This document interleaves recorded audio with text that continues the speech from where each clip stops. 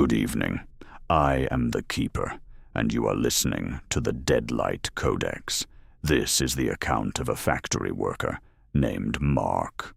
Mark began his new position on the graveyard shift at an old manufacturing plant, drawn by the higher pay rate.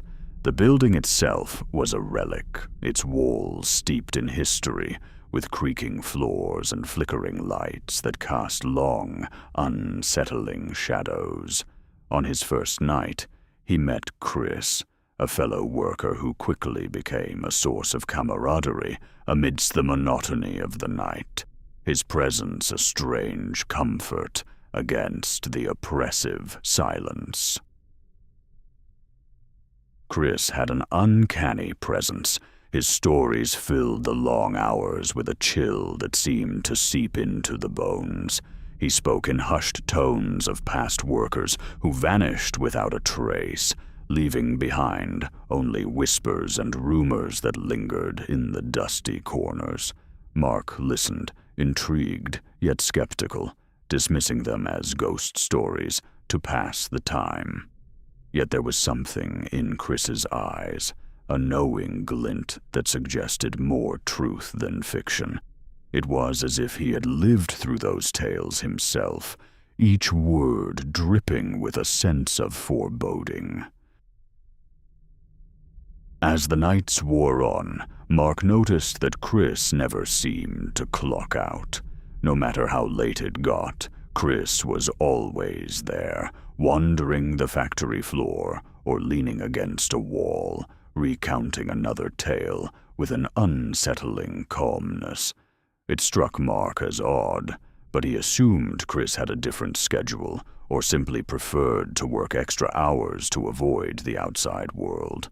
However, the lack of any sign-out record for Chris started to nag at him, a small itch of doubt that wouldn't go away, growing with each passing night like a dark cloud.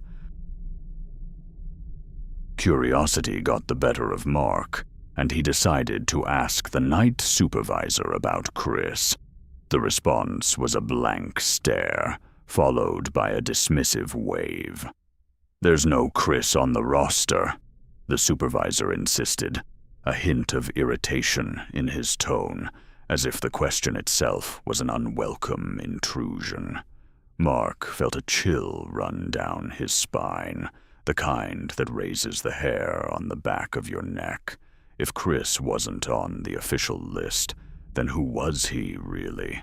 The question echoed in his mind, a haunting refrain he couldn't silence. Despite the unsettling revelation, Chris appeared as usual the next night, his demeanor unchanged, as if he was untouched by the world around him. Mark decided to confront him about it, hoping for a logical explanation, something that would quell the growing unease. Chris only smiled, a crooked grin that didn't reach his eyes. "I've been here longer than anyone," he said cryptically. Mark couldn't shake the feeling that Chris wasn't lying, but the implication was impossible.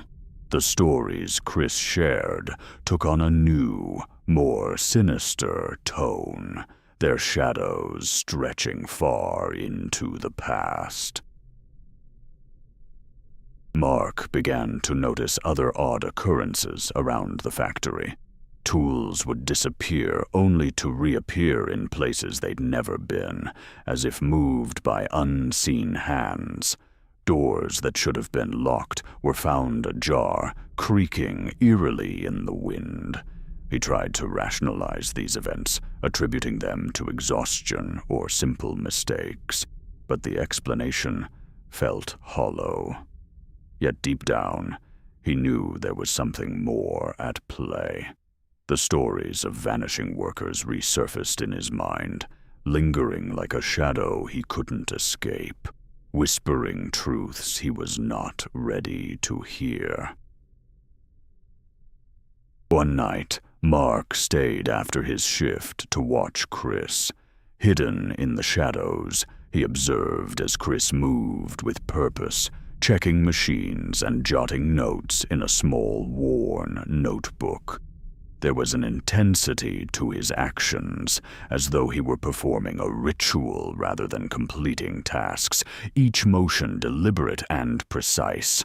Mark's heart pounded in his chest, the realization dawning that Chris wasn't just another worker, but something else entirely, something that existed beyond the ordinary, beyond the understanding of the living. Mark's last encounter with Chris was unsettling in its finality. Chris approached him, eyes gleaming in the dim light, and whispered, "Some places remember."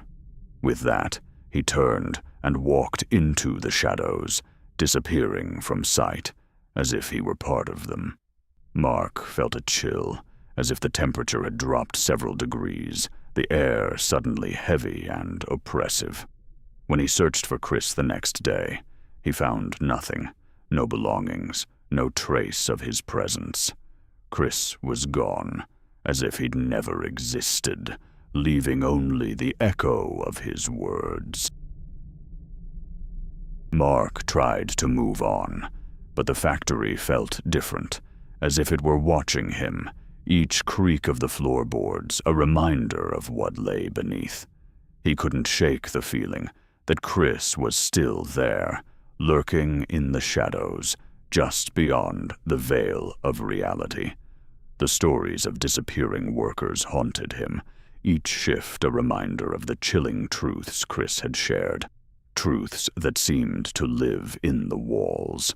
Mark's once mundane job had become a nightly ordeal, each creak and shadow a potential harbinger of something darker, something that refused to be forgotten.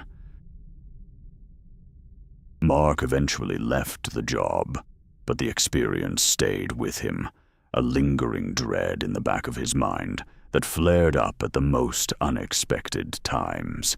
He often wondered about Chris, who he was or what he was, and whether his presence was a warning or a relic of the past. The stories and the factory's atmosphere had changed him, leaving him with a deeper understanding of the things that linger just beyond the veil of the ordinary. Some nights, he still felt those eyes on him, as though the factory's memory was not so easily escaped, whispering secrets of the forgotten. That's where the account ends. Whether by choice or otherwise, Mark's story serves as a reminder of the shadows that can inhabit the places we least expect, and the truths that sometimes lay buried beneath the surface of the mundane. The factory remains, silent and unyielding, its secrets locked away for those who dare to listen.